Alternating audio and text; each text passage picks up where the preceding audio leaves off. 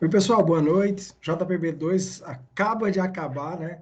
E uma alegria muito grande estar fazendo essa série, A Idade do Coração. Na verdade, era uma série pensada desde o ano passado. E aí, meio que a pandemia mudou tudo, né? A gente se planeja, mas aí vem Deus, vem tudo que acontece, e aí a gente entende que nem sempre a gente está no controle de tudo. A ideia da série veio na expectativa que algumas doenças elas são capazes de gerar um descompasso entre a sua idade biológica e sua idade cronológica, né? Então todo mundo sabe quantos anos tem, mas e a idade do seu coração? O meu mesmo está um pouquinho mais velho. O estresse do dia a dia, o excesso de trabalho, tudo isso acaba envelhecendo o coração da gente. E não, a gente não teria como não falar em Covid-19 como foi no episódio de hoje. Afinal de contas, a expectativa de vida caiu, né? A primeira vez que a expectativa de vida cai em algumas décadas e diretamente relacionado à Covid-19. Por isso que hoje, né, no episódio para quem assistiu, a gente falou sobre Covid-19. E aí está chegando algumas perguntas. Obrigado pela participação. Quem tem acompanhado a série esses dias, quem tem participado, mandado mensagem para a gente, muito obrigado, né? É uma alegria imensa para a gente estar falando sobre isso. E aqui eu vou responder um pouquinho as perguntas. Tem um montão de perguntas chegando aqui. Primeiro, antibiótico ceftriaxona aumenta a pressão para quem já é hipertenso? Não. Ceftriaxona é uma cefalosporina, é um antibiótico hospitalar, que é usado para determinadas situações, né, com prescrição médica e não tem relação com o aumento da pressão. Uma outra pergunta. Meu cardiologista disse que estou com arritmia. Até que ponto isso é preocupante? Quando necessita de marca-passo? Olha só. A arritmia pode ser BRAD, coração batendo muito devagar, ou TAC, coração muito acelerado. 85% das arritmias, elas são benignas, né? Por exemplo, um susto, um medo, estresse aumenta a batida do coração. Você só tem indicação de marca-passo quando eu tenho uma bradicardia importante. Aí o seu cardiologista é que ele sabe dizer.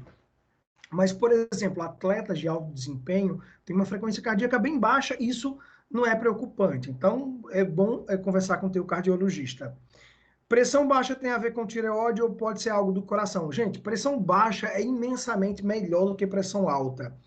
Tem um mito em torno da pressão baixa, comemora se tua pressão está baixa. Pressão alta é que sobrecarrega o sistema cardiovascular, sobrecarrega os encanamentos, que são os vasos sanguíneos, e acabam levando a médio e longo prazo a infarto, AVC, insuficiência renal. Então, se sua pressão é baixa, graças a Deus, é assim que ela deve permanecer. E tem mais perguntas chegando, eu vou tentar falar bem rápido, para ir respondendo. Eu não estou conseguindo ver o nome das pessoas.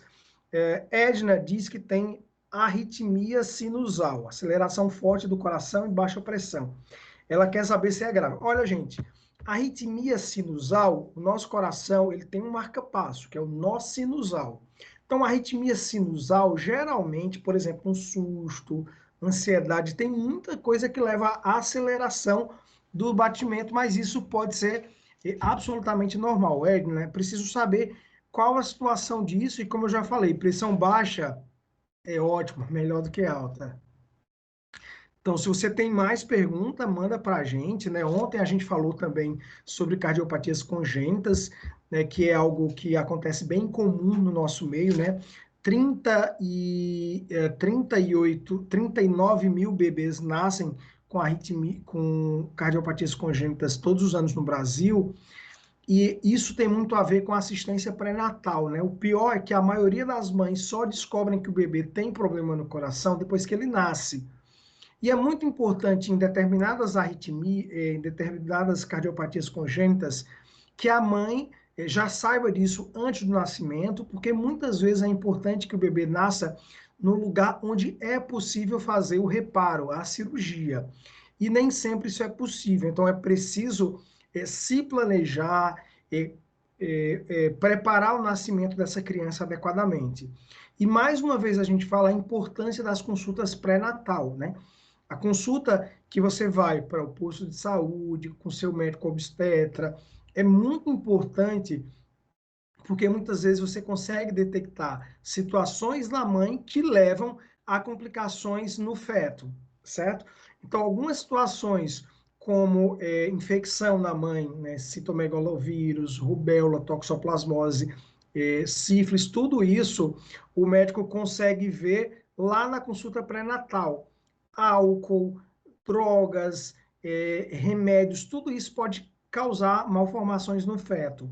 E se o pai e a mãe têm malformação no coração, o feto, o bebê tem 2 vezes mais chance de ter também. Tá chegando uma outra pergunta aqui. Doutor André, pessoas jovens podem desenvolver doenças cardíacas mesmo sem ter predisposição genética? Sim, né? Como a gente falou, algumas situações maternas podem levar a alterações no desenvolvimento do feto. Para vocês terem uma ideia, o coração ele se forma até a 8ª semana. O primeiro órgão, o primeiro sistema está completo.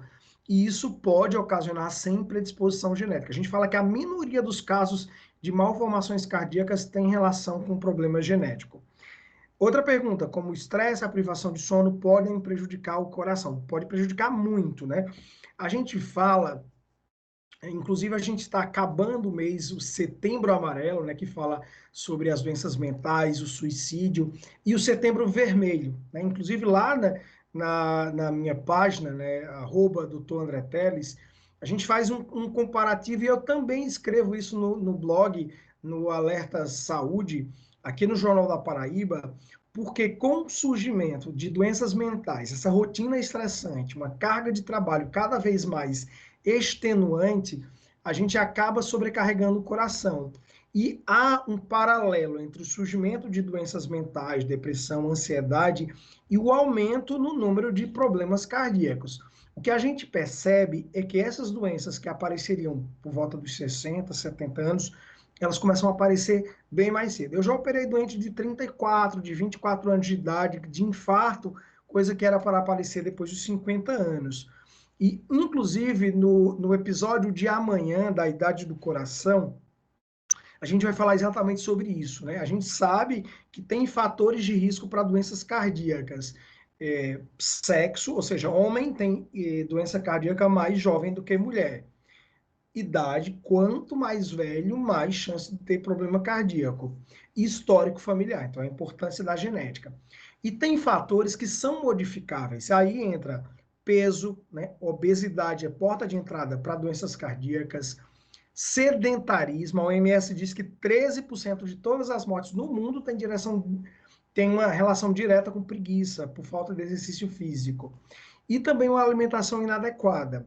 Então, quando você tem uma vida estressante, né, todos esses fatores de risco parecem que são multiplicados.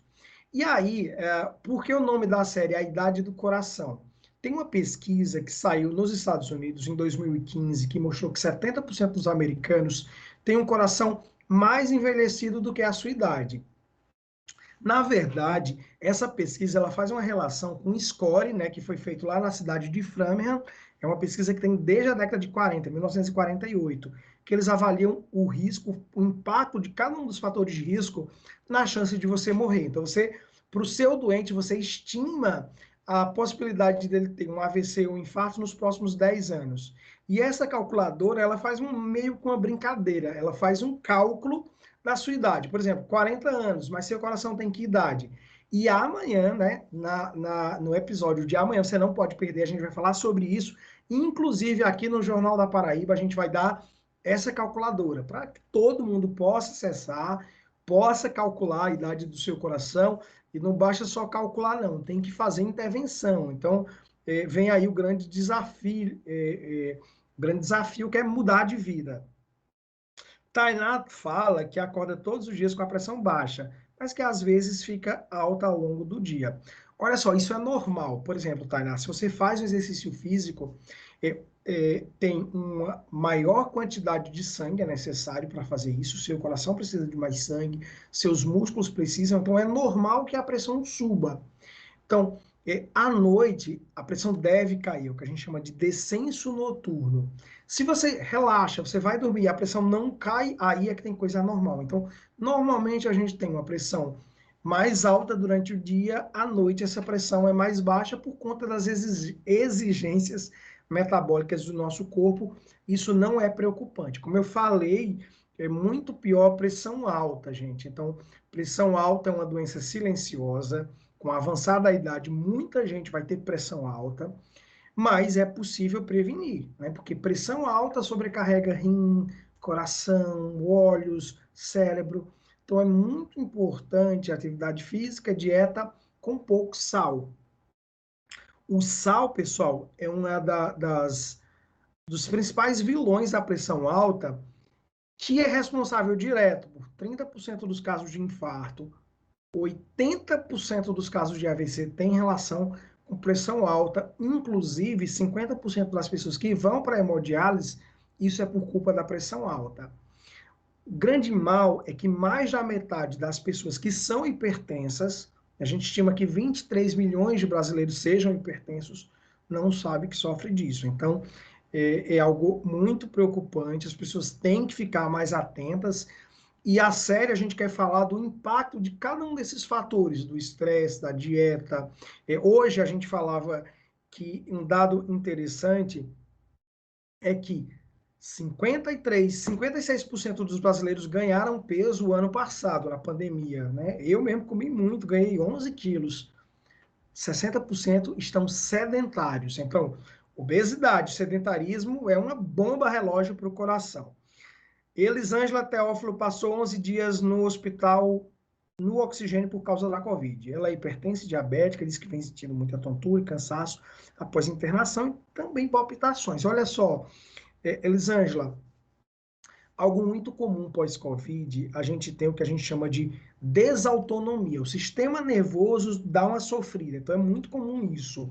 Então, essas tonturas, essas palpitações é algo bem frequente.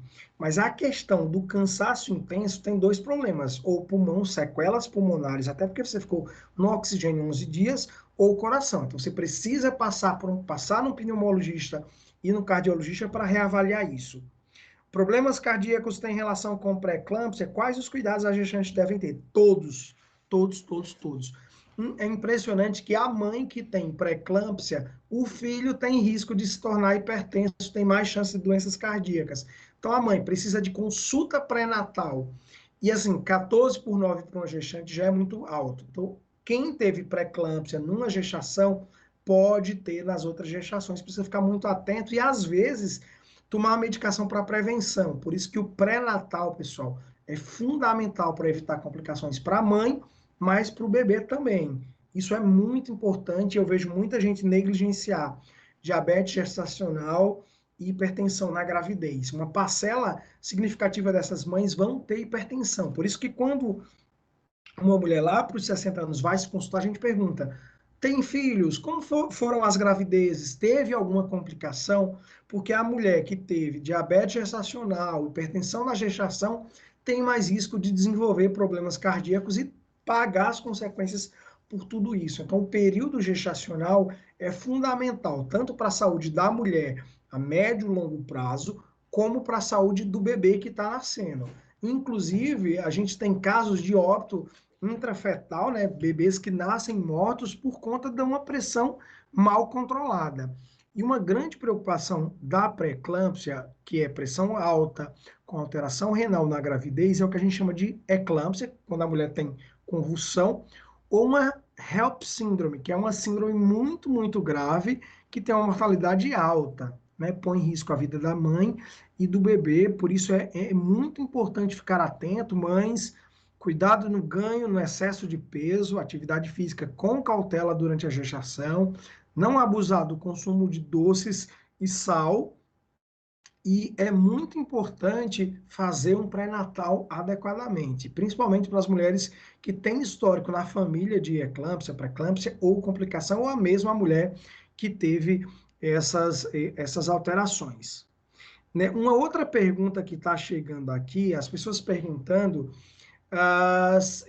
antigamente a gente achava que só quem já tinha problema no coração que morria mais por problemas junto com a Covid. Depois a gente descobriu que mesmo muita gente que não tinha problema nenhum teve complicações. Então a Covid atingiu o coração.